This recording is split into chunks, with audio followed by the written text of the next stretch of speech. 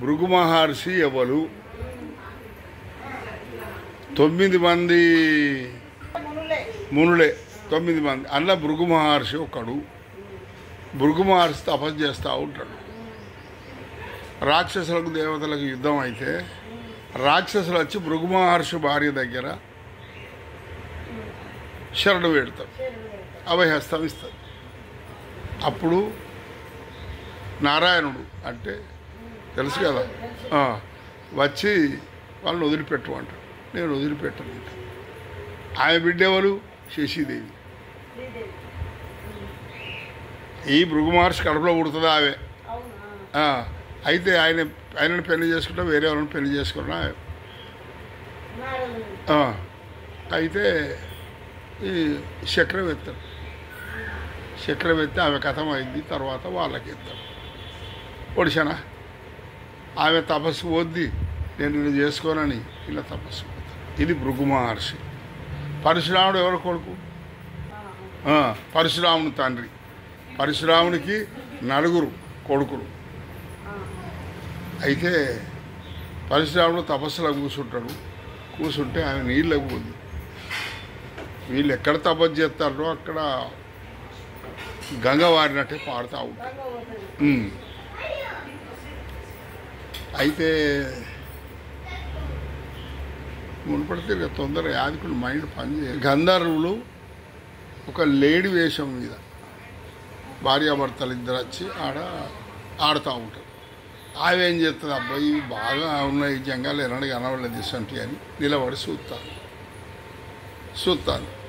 ఇంతసేపటికి ఇంకా రాకపోయే 5 నిమిషాలు పోయి వచ్చేది ఎప్పుడు, అరగంట సేపు అక్కడనే ఆగింది, కథ ఏంది అని యోగ విద్యతో చూస్తాడు. చూసే వరకు అక్కడ ఉండదు. అక్కడ ఉంటే లేట్గా వచ్చింది. ఇంతసేపు ఏం చేసినామంటే ఆడ లేళ్ళు ఉంటే ఆడ చూసుకుంటున్నాను. పెద్ద కొడుకులను పిలిచిండు. ఆమెను తలనరుకున్నాడు. ఇట్లాంటినే ఖడ్గం వస్తుంది ఆయనది, దివ్య ఖడ్గం. తలనరుకున్నాడు. స్త్రీహత్య మహాపాతకం, మాతృహత్య అంతకంటే పాతకం. మేము నరకము అని వాళ్ళిద్దరూ పోతారు. 3వ కొడుకు వస్తాం. 3వ కొడుకు వచ్చి కన్న తల్లి నరకమైనటువంటి ఎవడున్నాడు? కన్న కొడుకు కన్న తల్లి నరుకుతున్నా, అది నా వల్ల కావాలి అడుగు. పరశురాముడు కట్టెలకు వేయండి. గంధపు చెక్కలు అవి ఇవి హోమానికి రాగానే తల్లి నరుకుతాడు. అటు నరకంగానే ఆ తల తీసి మళ్ళీ పెడతాడు. ఇట్లా అంటాడు. ఎవరు? జమదగ్ని మహాముని. అయితే జమదగ్ని మహాముని దగ్గర కామధేను ఉంటుంది. కామధేను అంటే తెలుసు కదా నీకు? కామధేను ఉంటుంది. అక్కడ రాజు ఏం చేస్తాడు? అటు అడవి విహారానికి వచ్చి వేటకి వచ్చి వస్తే ఈయన ఏమంటాడు? నీ దర్శనానికి వచ్చిందని రాజు అంటాడు. నా దర్శనానికి వచ్చినావు కదా, నీకు అందరికి ఇవ్వాలి, ఇక్కడనే భోజనం పెడతా ఉంటాడు. 1000 సైన్యం నాది, నువ్వేం పెడతావు ఇంతమంది కంటే పెడతా ఉంటాడు. కామధేను సహాయంతో వాళ్ళందరికీ భోజనాలు పెట్టిన వాళ్ళే. నీ దగ్గర ఎందుకు కామధేను? ఆయన లక్షల మంది ఉంటారు, వాళ్ళకన్నా తిండి పెడతాము. దీంతో సహాయానికి నాకు ఇవ్వమంటాడు. అది నాకు దేవతలు ఇచ్చిన వరము. అది మేము పూజ కొరకే వాటిని వాడతాము, దేని కొరకు కాదు. కాబట్టి నేను కామధేను ఇయ్యనంటాడు.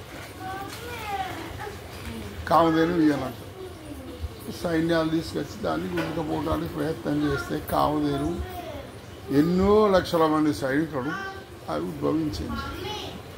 రాజు ఓడిపోతాడు, రాజు జరిపోతాడు, సైన్యాలు పోతాయి. అయితే రాజు కొడుకులు ఆయన ఒక గురువు దగ్గర విలువిద్యలు నేర్చుకుంటారు. వాళ్ళు వచ్చి ఏం చేస్తారు? జమదగ్ని మహాముని నరికేస్తే తల్లి ఏమంటుంది? పిలుస్తుంది పరశురామ 18 సార్లు పిలిస్తే కట్టెలు కింద వారేసి ఉరికేస్తాడు. ఉరికొచ్చే వరకు తండ్రి చనిపోయింది. మరి తండ్రి చనిపోయి తండ్రి ఎవరు బతికియాలి?